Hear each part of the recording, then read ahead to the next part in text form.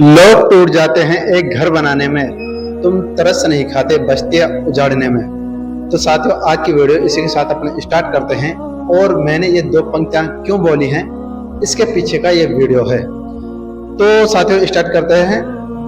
तो साथियों, बात करते हैं यूपी के लखनऊ की, जहां पर अकबर नगर एक जगह का नाम है। यहाँ पर एक छोटी सी कच्ची बस्ती है। वहां पर हिंदू और मुसलमान दोनों मिलकर साथ रहते हैं, साथ रहते थे, अब नहीं रहते। साथियों, हाल ही का वाकया है। क्या हुआ कि घर बुलडोजर से यहाँ पर हिंदुओं के घरों को और मुसलमान के घरों को तोड़ा गया। और उसके बाद सरकार का हवाला था कि यहाँ पर रिवर फ्रंट बनाया जाएगा। आप जो वीडियो में देख रहे हैं, गंदा नाला देख रहे हैं, इसका बोल रखा है कि इसे रिवर फ्रंट बनाया जाएगा। और आप वीडियो में ये भी देख रहे होंगे, बस्तियों को, पूरी बस्तियों को डेमोलाइज कर दिया गया है, यानी उजाड़ दिया गया है, यानी सारे घरों को तोड़ दिया गया है। इसके बाद दो मस्जिद बचती हैं। दो मस्जिद आपको दिख रही होंगी।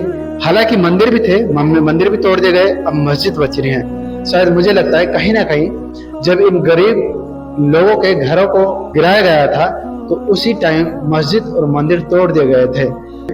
तो इनको कौन आबाद करेगा? दूसरी बात, इतना नहीं है इस भयंकर गर्मी में। हालांकि टेम्परेचर आप लोगों को सभी को पता होगा कि इस टाइम एवरेज जो टेम्परेचर है 45 से 50 डिग्री सेल्सियस अमूमन डेली के डेली पर डे रहता है। तो इतनी भयंकर गर्मी में, भयानक गर्मी में ये लोग अब कहाँ तो प्रस्थान करेंगे और कहाँ जाके अपना आशियाना बनाएंगे।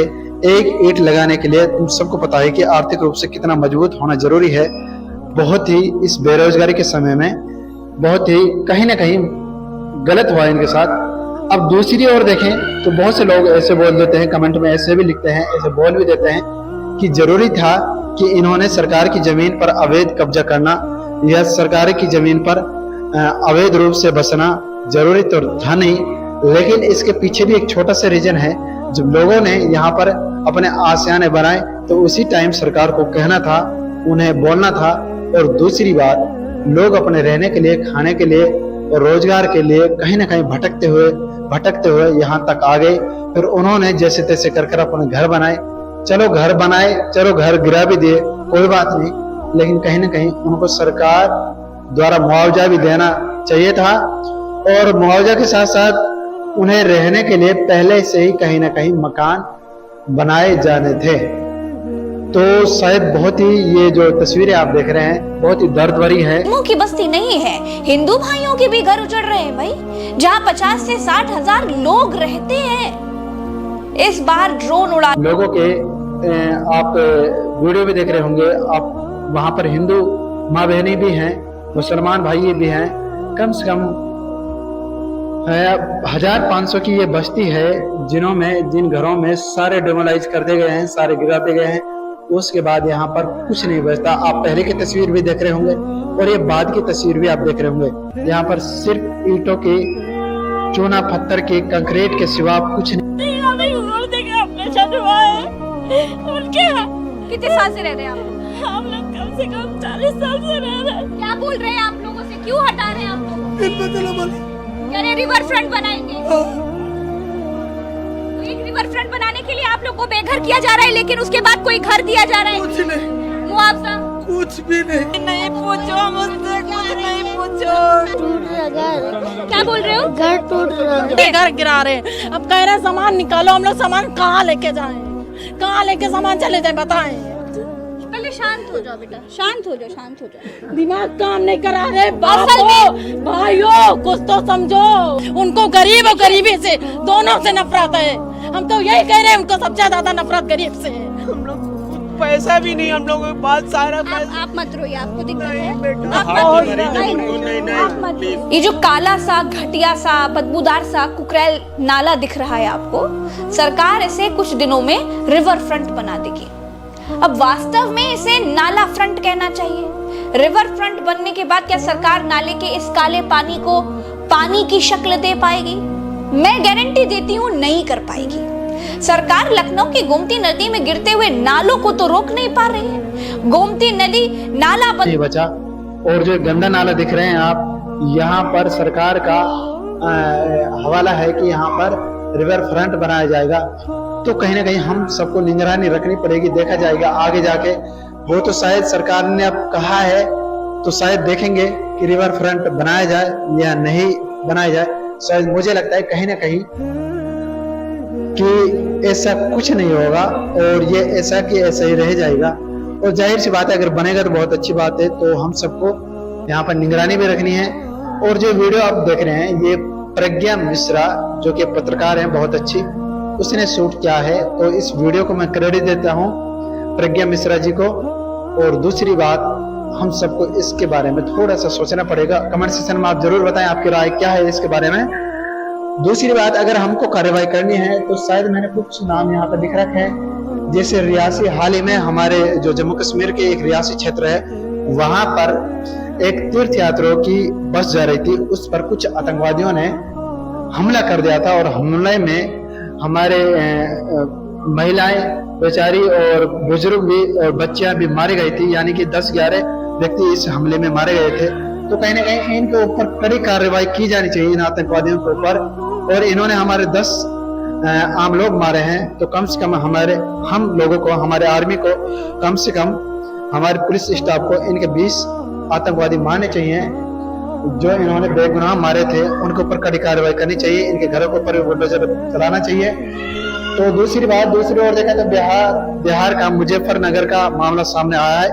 वहां पर कुछ व्यक्तियों ने, कुछ लोगों ने, नौजवानों ने 2 से बताया जा रहा है कि 2 से लड़कियों के आसपास का यौन शोषण किया है और यौन शोषण करने के साथ साथ उनको शारीरिक रूप से भी क्षति पहुंचाई है। आप वीडियो में देख रहे होंगे, यहाँ पर एक व्यक्ति एक महिला को, एक लड़की को बेल्टों से मार रहा है, यानी कि यौन पीड़न भी क्या है, यौन शोषण भी क्या है, यानी रेप क्या है, उसके बाद शारीरिक रूप से भी क्षति पहुंचाई है। तो इनके ऊपर भी कहीं ना कहीं बुलडोजर चलाना चाहिए। बिहार के मुजफ्फरनगर की ये न्यूज है। इसके बाद एक प्रज्वल रमन्ना है, कुछ दिन पहले जब लोकसभा के चुनाव चल रहे थे उस टाइम इनकी 3000 के आसपास वीडियो क्लिप वायरल हुई थी, जिसमें इन्होंने महिलाओं के साथ यौन शोषण किया था, उसके बाद रेप किया था। तो इसके ऊपर कहीं ना कहीं कार्रवाई की जानी चाहिए, इसके ऊपर बुलडोजर चलाना चाहिए। फिर उसके बाद करते हैं पुणे पोर्चे नाम का केस, अभी सभी के सामने आया था। उसमें क्या हुआ था कि 2 कपल जा रहे थे बाइक पर और एक 17 साल का बालिग यानी नाबालिग व्यक्ति बच्चा एक पोर्चे कार को चल रहा था। तो यहाँ तक कि मार्केट पैलेस में भी उसकी गाड़ी की स्पीड बताई जा रही थी 200 किलोमीटर के आसपास, और उस कपल को टक्कर मारते हैं तो उनकी ऑन द स्पॉट वहीं पर डेथ हो जाती है। तो उसके बाद इसको जो हमारे जज साहब होते हैं यानी जुडिशरी होती है वो 300 शब्द का ऐसे लिखवाती है और उसको बेल दे देती है 14 घंटे में। तो कहीं ना कहीं इनको ऊपर भी कड़ी कार्रवाई करवानी चाहिए और इनको ऊपर बुलडोजर चलना चाहिए। फिर एक और न्यूज आती है, अभी हाल ही में प्रेजेंट टाइम में बिहार में एक पुल का निर्माण हो रहा था जिसकी लागत बताई जा रही थी 12 करोड़ के आसपास, और वो पुल गिर जाता है नदी में। तो अब इस पुल का टेंडर किस ठेकेदार ने लिया, किस यानी इंजीनियर ने लिया, उनको पर कार्रवाई करनी चाहिए और उनका ऊपर बुलडोजर चलना चाहिए।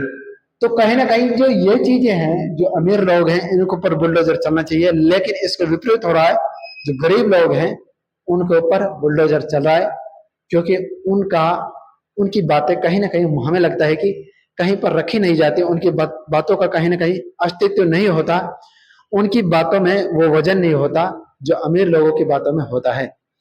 तो लास्ट में मैं इतना ही कहूंगा, जिनका कोई नहीं होता, जिनकी आवाज को सुनने के लिए कोई नहीं होता अपने इस समाज में, तो कहीं ना कहीं उनकी आवाज को ईश्वर यानी अल्लाह जरूर सुनते हैं। और जब ईश्वर अल्लाह अपनी तरफ से कार्रवाई करते हैं यानी अपनी तरफ से फैसला करते हैं, तो उस फैसले को हमारी जो समाज है यानी हमारे आम लोग हैं, जीव जंतु जितने भी लिविंग लोग हैं, लिविंग वस्तु हैं अपनी पृथ्वी पर, वो कहीं ना कहीं उस फैसले को ठुकरा नहीं सकती और उसका जो प्रभाव है कहीं ना कहीं बहुत खतरनाक देखने को मिलेगा हमें आगे जाकर।